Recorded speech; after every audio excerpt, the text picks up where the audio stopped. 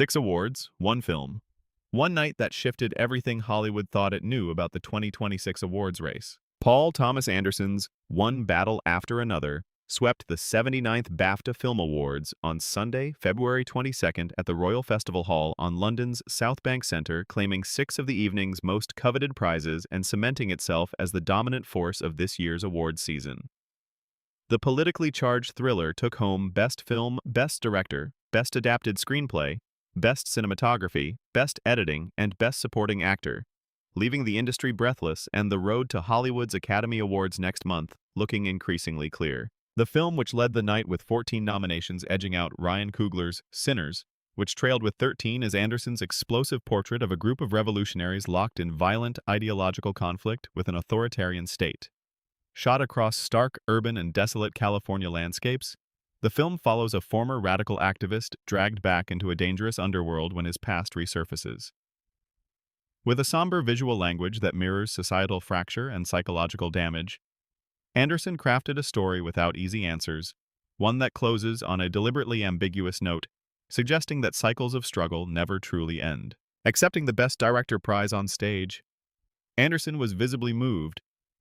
"This is very overwhelming and wonderful," he told the audience.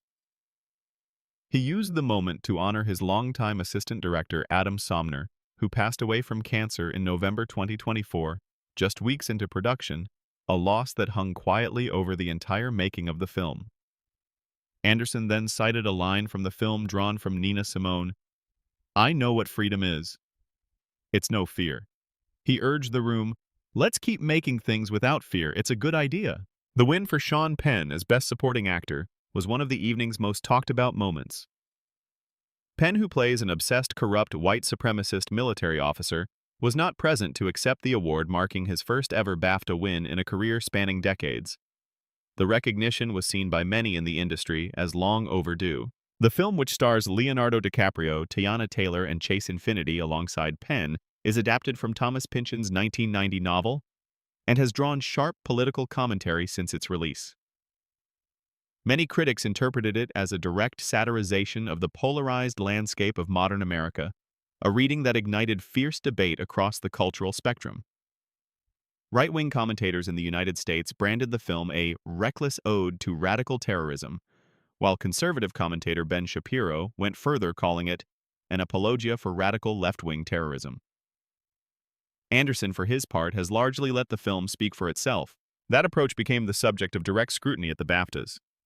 When pressed in the press room about whether high-profile filmmakers have a responsibility to speak publicly on political issues, particularly in the week following Berlin Film Festival, President Wim Wenders' controversial remarks urging artists to stay out of politics, Anderson was candid about his own limits. "I'll ultimately fail here in this situation," he admitted. "Where I have confidence that I won't fail is by making a film. I have significantly more confidence in myself communicating my feelings about the world through the film."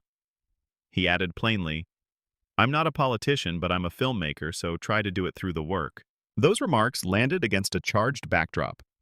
The Berlin Film Festival had already become a flashpoint weeks earlier, with actors from Rupert Grint to Neil Patrick Harris fielding questions about the global rise of the far right.